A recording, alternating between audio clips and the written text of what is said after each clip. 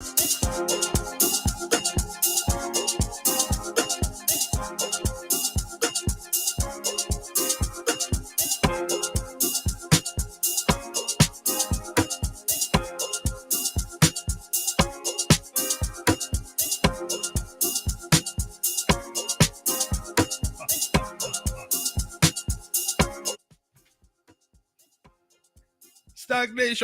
crypto warriors, champions of the earth. Okay, welcome back to the channel. With no further ado, okay, I would like to start by thanking you all for your patience. Thanks for joining us on this beautiful morning. Not only is it a beautiful morning, it seems like a what would you say? How do these people call it? Yeah, they call it a 40 set. No, not 40. A $41,764 Bitcoin type of morning. That's the type of morning it is. With no further ado, ladies and gentlemen, let's jump right into this thing here. So check this out. Sorry, wrong chart here. Just give me a quick second. I'm going to pull up the Bitcoin chart here. And let's jump into some TA, right? Before we push on with the rest of the show here. Oh Lord, I am so underprepared for this one today. I apologize, ladies and gentlemen. You see, sometimes you find yourself in a trade and you cannot leave the trade.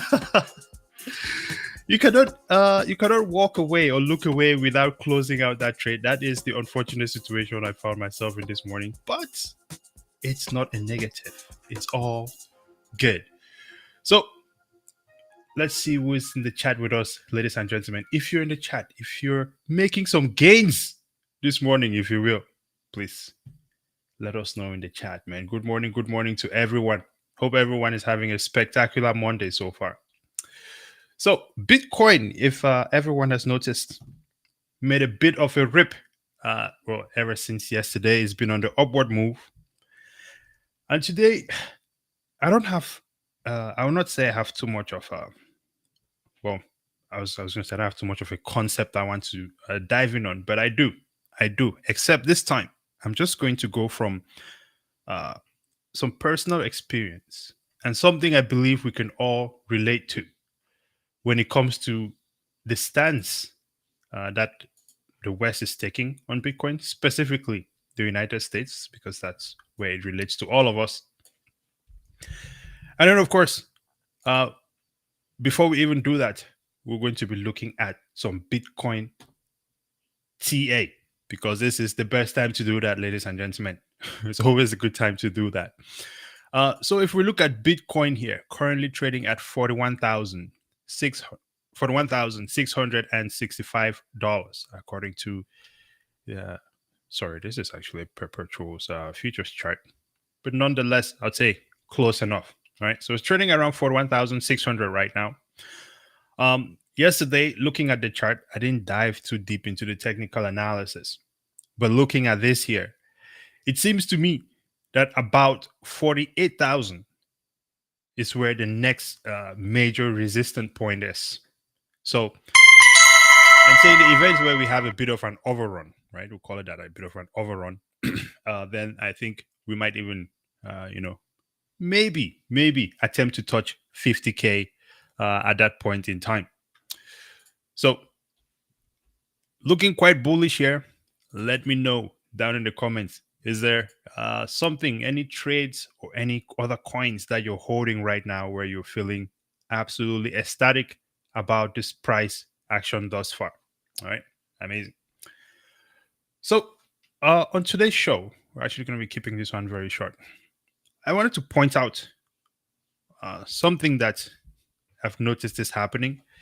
And champions, please let me know in the comments if you guys see the same thing. I would really just like your feedback on it, because we never know who's listening and we never know whose life we might be about to make a difference in at this point in time. I know for myself, for sure, this is something that I will be taking action on it gradually over the few coming years. Now, if we look at this article here, it says Brazil's largest bank launches a Bitcoin and Ethereum trading platform. At the same time, if we look at most of the um, news that has been coming out recently, especially around Bitcoin, we'll see that the news is quite positive as it relates to foreign nations, right? When I say foreign nations, that's because I'm sitting here in the US. But when it comes to the US, it seems that the only news that we get when it comes to Bitcoin is Gary Gensler and the rest of those people there uh, hogging the spotlight of what is essentially the future economy, a much more superior economy to what they have now. I think we all agree as a society that the systems that we have in place right now is not functional. And we should be flexible enough to want to change these systems because at the end of the day, these systems were put in there by human beings just like ourselves. So it is a bit perplexing to me when we find ourselves in a place where um, there is a bit of rigid or say lack of mobility, right? When the current governing system is quite rigid to change. I get it. At the end of the day, we all know what it is. There are people who are benefiting from it at the top, and everyone else can go fend for themselves. I think we must also recognize that this concept is nothing new. It's at the end of the day, these are only human beings like the rest of us, and all they're trying to do is try to secure um, their own wealth, their family's future, their generation's wealth. And it should be the same thing that we are all doing. However, we can see that there's clearly blockades to that. I think this is probably a great point to segue into a story which I'd like to share with you all this morning. Okay, did you guys know you'll be listening to a spectacular story time this morning time when you woke up this morning? Okay, you probably did. So here's the thing. Obviously, I was not born in the United States. I think that is evidenced by the accent, right? The hefty accent, which I have at this point in time. But why did we come to the United States? Right, will be the next question. You see, my parents at some point in time came to a determination that the environment in which we were growing was probably not the best for our success, for their children's success, maybe for their future success, and so on and so forth.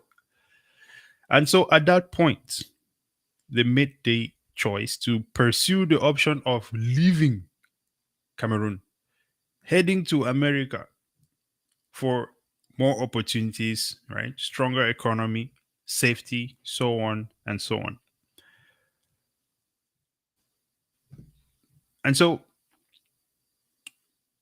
with that said, I think this story itself is not unique.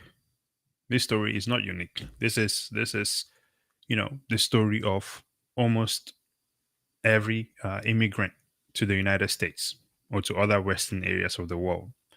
They left the environment that they were in because it was in a decline, and they moved to an environment where the economy was blooming, right? Growing. And so now we find ourselves as a society yet again in an environment where there is corrupt leadership. Everything is manipulated. I mean, free markets are not even a thing anymore. Everything that I believe foreigners left their own countries to come to the United States for seems to have been turned upside down. In fact, even when it comes to things like innovation, right? This is one of the things that is clearly falling on its face at this point in time. So, if the story then becomes that this economy, which we all came to love, is now trending downwards, being destroyed by the same people who are supposed to be looking out for the nation's interests, then what are the people to do? It seems to me that this now brings us to a point where we circle back to exactly the same point where my parents were many, many years ago, or your parents, or anyone else's parents who migrated to the US, the same place where they were many years ago, where they had to make a decision to leave their current state and to migrate to somewhere where there is more opportunities, more possibilities, and so on and so forth. And the reason I bring up this article, right? This now brings me back to this article here. Because the reason I bring up this article is because this is not the only article that I have seen recently which reads of positive news happening outside of the US, right? Whether it's El Salvador accepting Bitcoin as legal tender, uh, granting citizenships and tax breaks to entrepreneurs who come in to start a business in their environment. And there are many other nations that are currently doing the same thing. And then you also think about all the, as they called it, developing nations that have been essentially a great resource to the West, right? I'll give you an example of what I'm talking about here. If we look at, say, something like a country like Abu Dhabi, or, well, a country like the United Arab Emirates, right? Um, they have been a great resource for oil and gas to the globe for the longest of times. So I think at some point people have to ask themselves, well, what did they do with the billions and billions of dollars that they made from this oil trade? Obviously, they used it to try and start developing their countries, right? Developing nations, that's the term.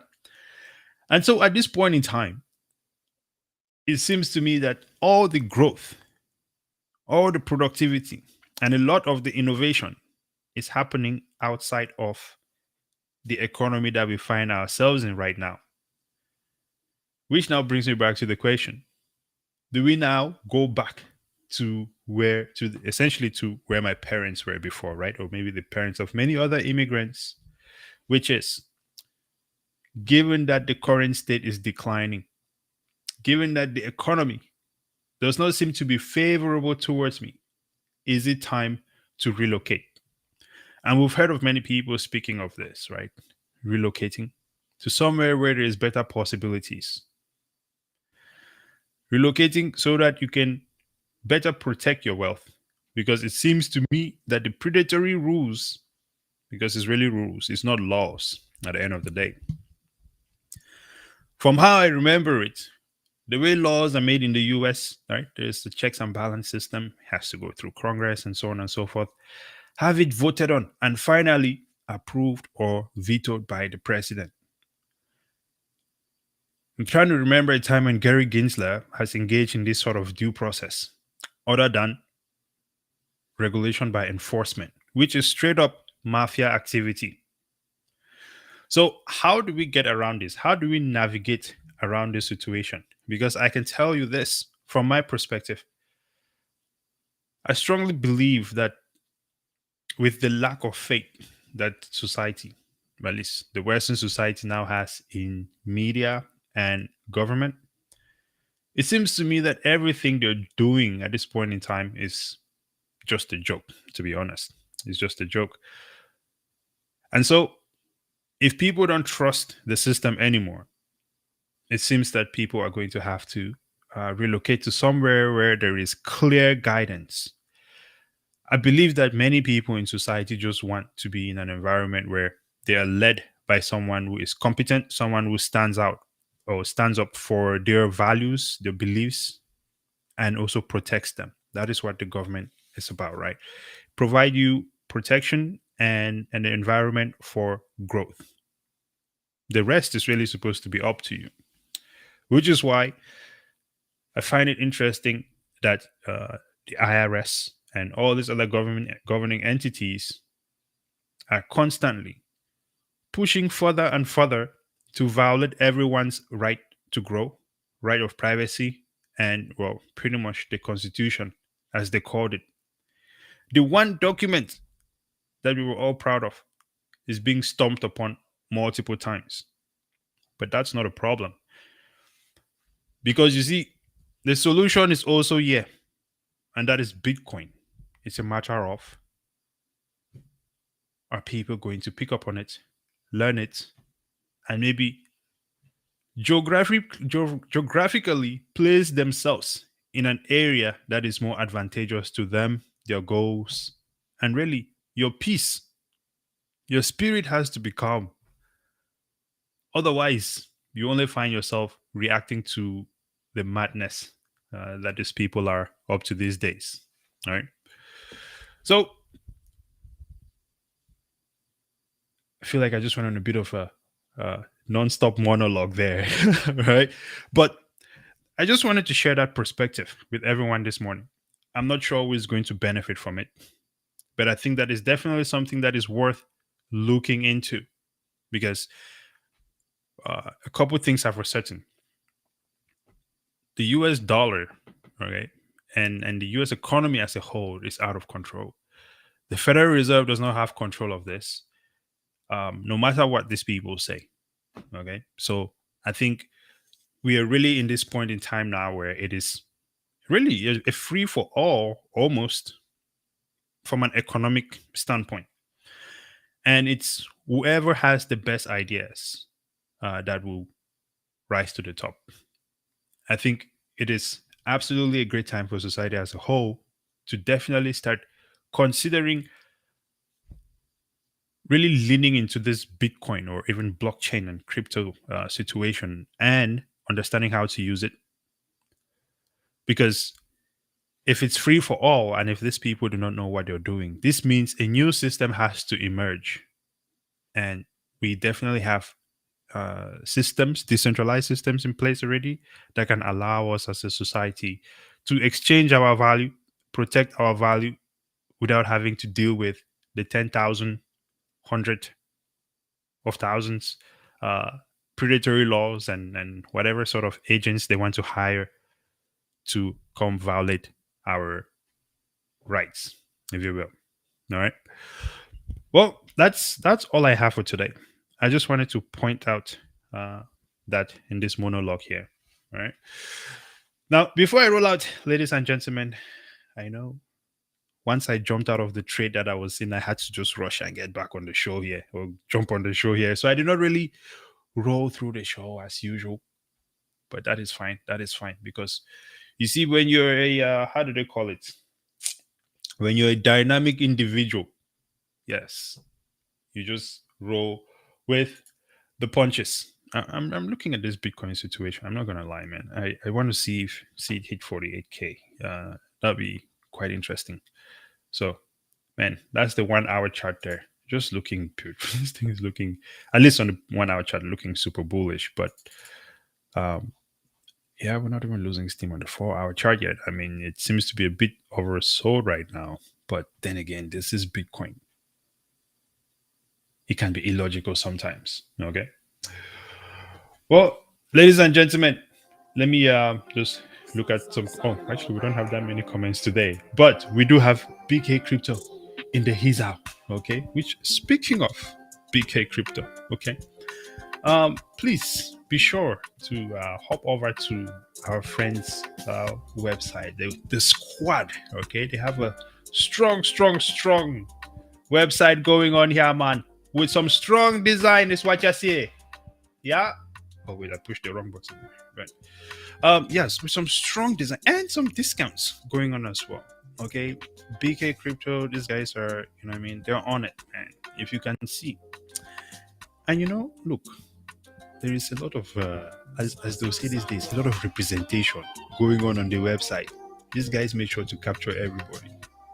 It looks like the whole world. So please go ahead and support the mission over there at bkcrypto.com. All right. Now, ladies and gentlemen, please be sure to subscribe to the channel. And massive shout out to the Gentlemen of Crypto, by the way. Thanks for letting us do our show on your channel every Monday at 9 a.m. Eastern Time. We are also on X as STAKKFin and, of course, Spotify as STAKK. Double O is in Nigeria. He actually messaged me this morning. He just landed in Nigeria. I'm sure he probably landed and was screaming out of his face because Bitcoin was running while he was in flight. Oh man, yeah, I'm pretty sure that's at least going to make him happy before he steps out there to the motherland. All right. Well, ladies and gentlemen, I will let you all get after it. I'm sure you have vegetables to eat, bitcoins to buy, etc., etc. LB Crypto says, "What's good, bro? What's up, champion? Take it easy. Until next time, brazen out."